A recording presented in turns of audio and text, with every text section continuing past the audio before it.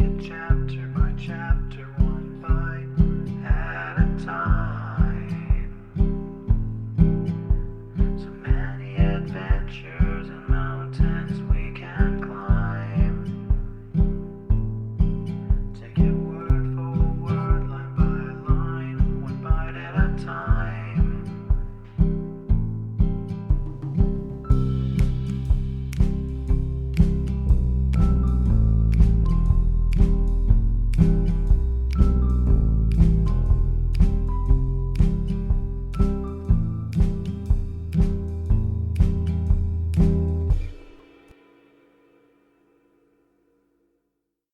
Welcome to Bite at a Time Books, where we read you your favorite classics one bite at a time.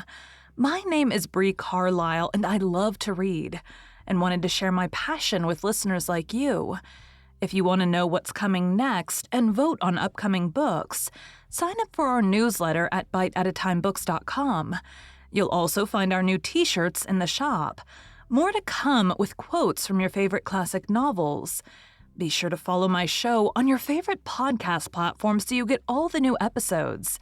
You can find most of our links in the show notes, but also our website, biteatatimebooks.com, includes all of the links for our show, including to our Patreon to support the show, and YouTube, where we have special behind the narration of the episodes.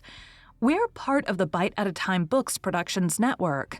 If you'd also like to hear what inspired your favorite classic author to write their novels, and what was going on in the world at the time, check out Bite at a Time Books Behind the Story podcast, wherever you listen to podcasts.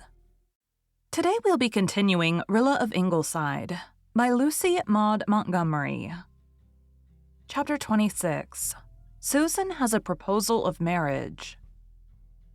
An airplane was flying over Glen St. Mary, like a great bird poised against the western sky.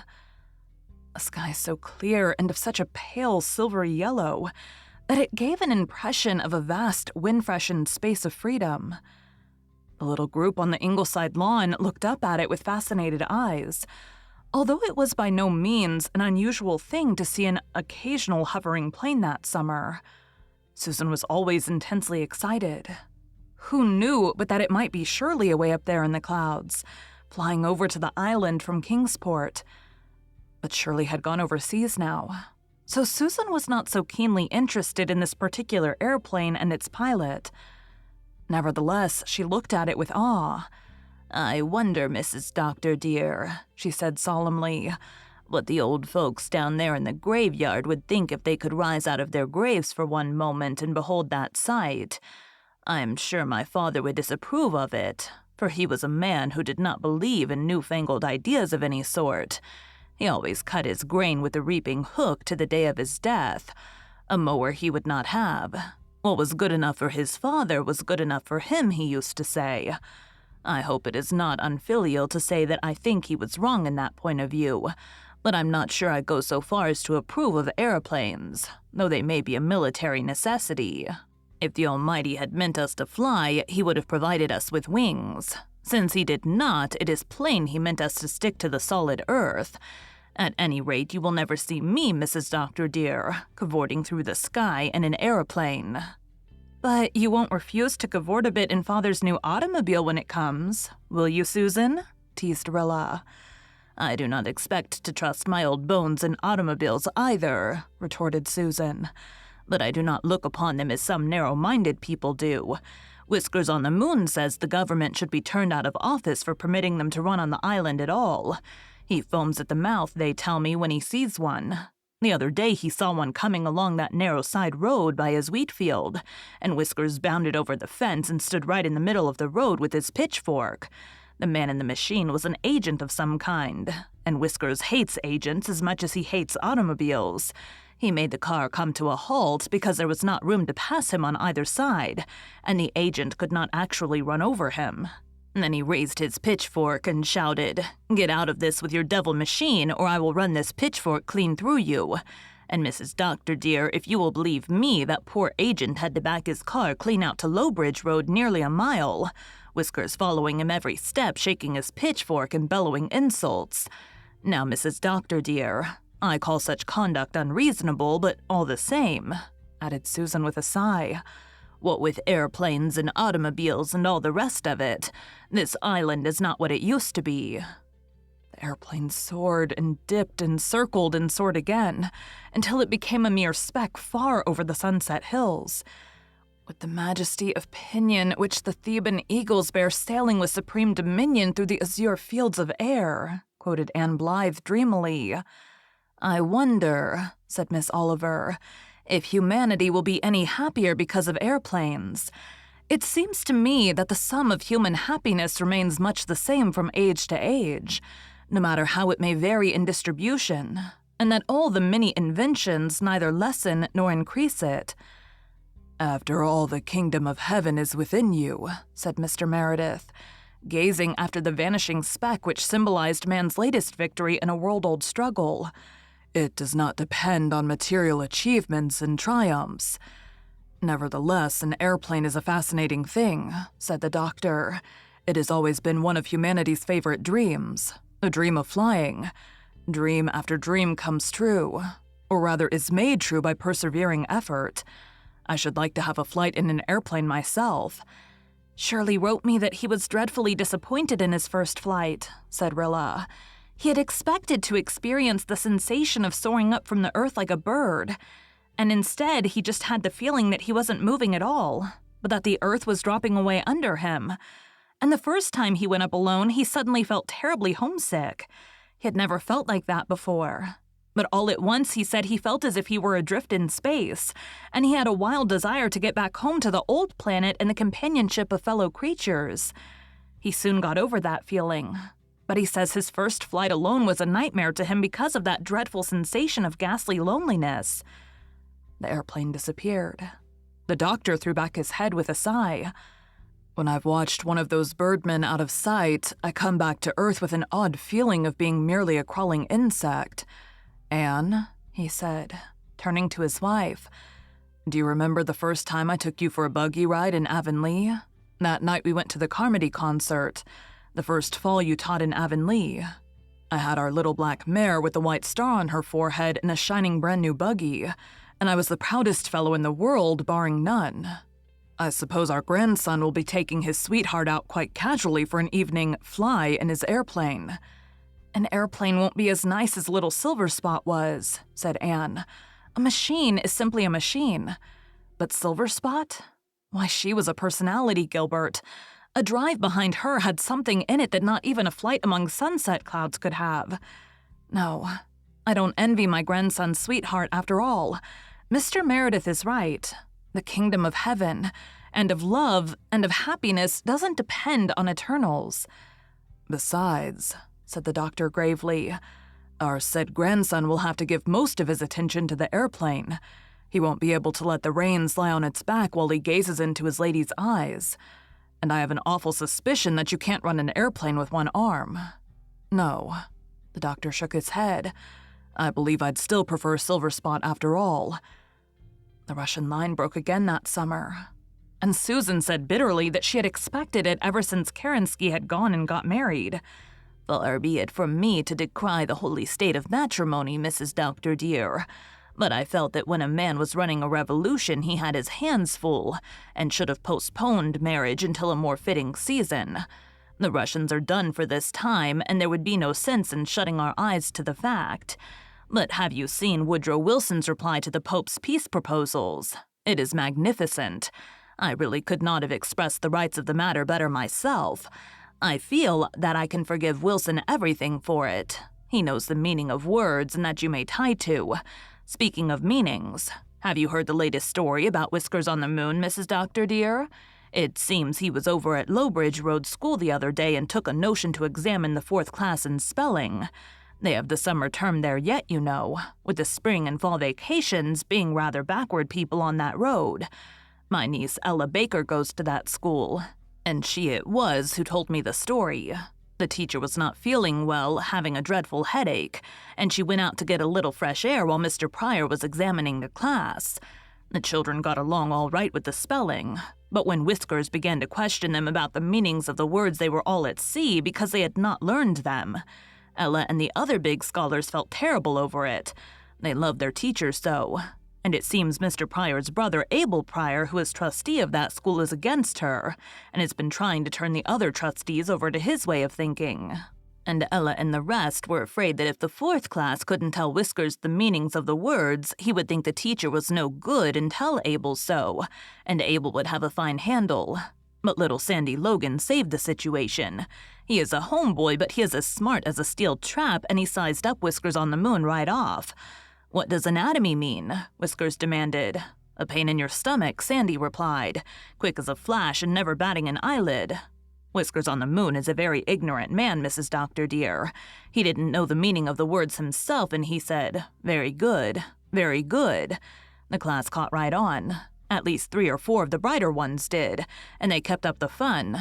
Jean Blaine said that acoustic meant a religious squabble, and Muriel Baker said that an agnostic was a man who had indigestion, and Jimmy Carter said that acerbity meant that you ate nothing but vegetable food, and so on all down the list. Whiskers swallowed it all, and kept saying, very good," until Ella thought that die she would, trying to keep a straight face.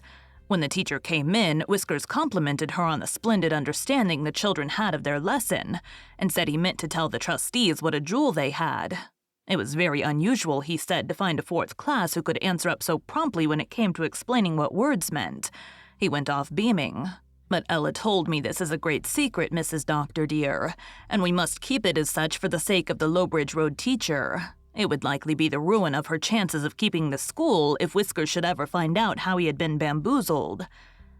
Mary Vance came up to Ingleside that same afternoon to tell them that Miller Douglas, who had been wounded when the Canadians took Hill 70, had had to have his leg amputated. The Ingleside folks sympathized with Mary, whose zeal and patriotism had taken some time to kindle, but now burned with a glow as steady and bright as anyone's. "Some folks have been twitting me about having a husband with only one leg, but," said Mary, rising to a lofty height, "I would rather Miller with only one leg than any other man in the world with a dozen. Unless," she added as an afterthought, "unless it was Lloyd George. Well, I must be going. I thought you'd be interested in hearing about Miller, so I ran up from the store. But I must hustle home, for I promised Luke McAllister I'd help him build his grain stack this evening.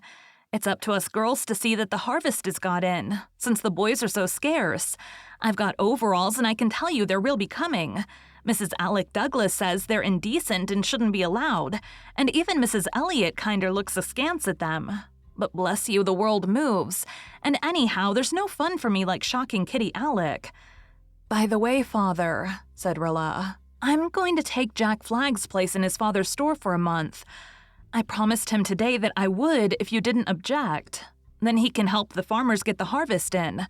I don't think I'd be much use in a harvest myself, though lots of the girls are, but I can set Jack free while I do his work. Jim's isn't much bother in the daytime now, and I'll always be home at night." "Do you think you'll like weighing out sugar and beans, and trafficking in butter and eggs?" said the doctor, twinkling. "Probably not.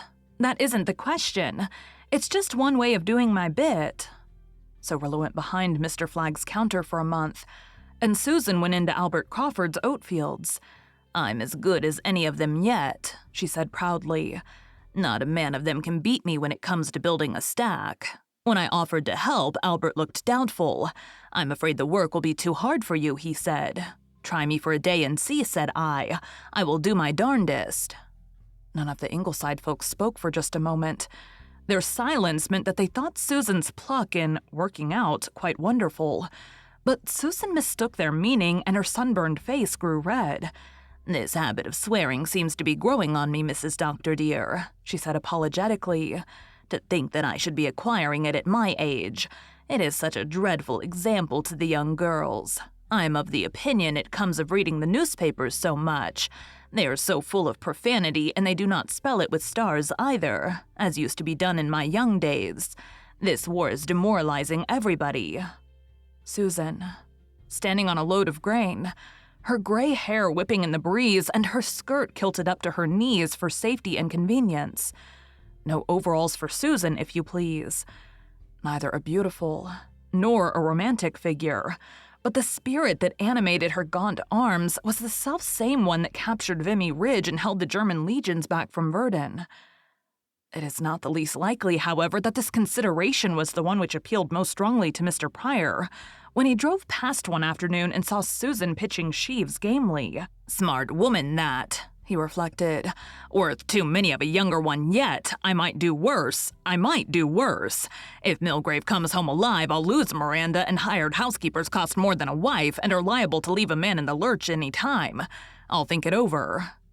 A week later, Mrs. Blythe, coming up from the village late in the afternoon, paused at the gate of Ingleside in an amazement which temporarily bereft her of the power of motion. An extraordinary sight met her eyes. Round the end of the kitchen burst Mr. Pryor, running as stout, pompous Mr. Pryor had not run in years, with terror imprinted on every lineament.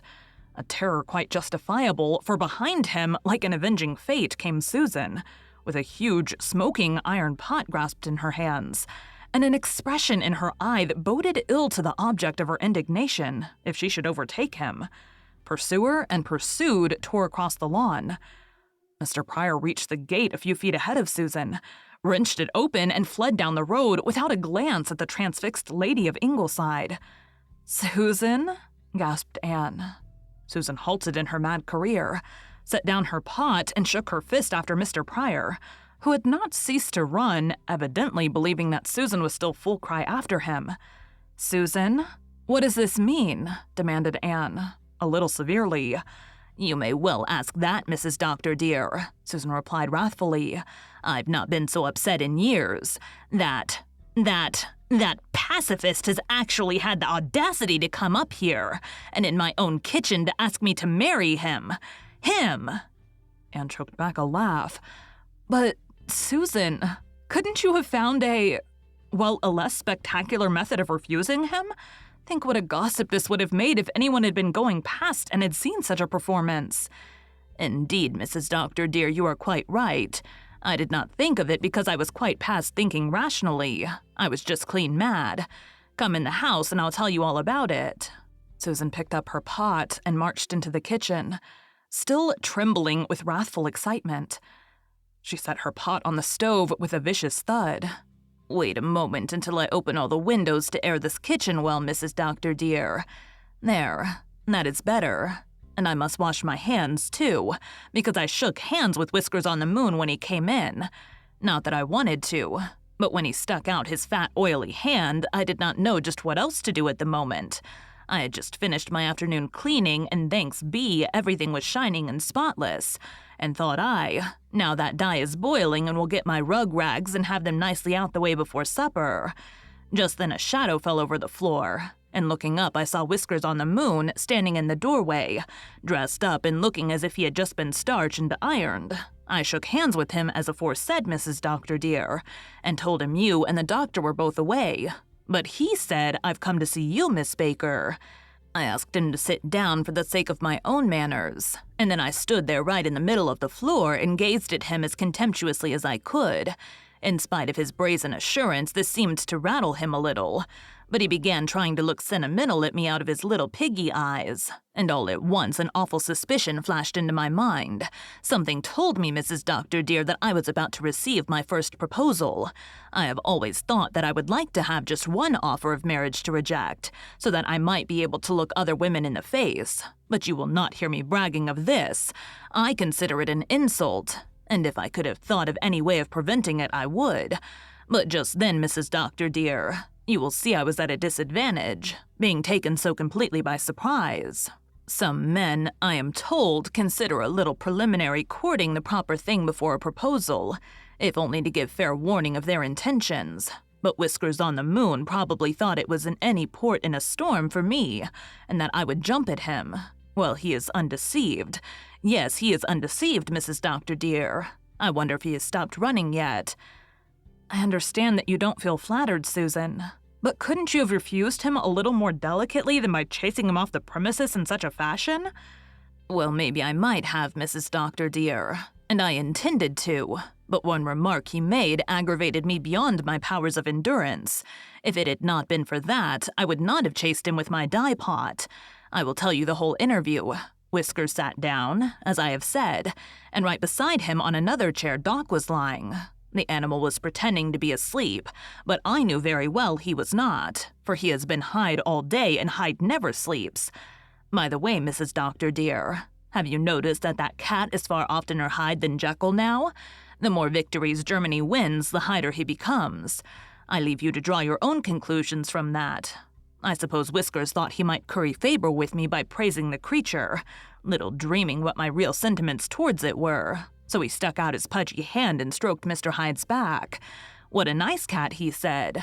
The nice cat flew at him and bit him. Then it gave a fearful yowl and bounded out of the door. Whiskers looked after it quite amazed. "That is a queer kind of varmint," he said. I agreed with him on that point, but I was not going to let him see it.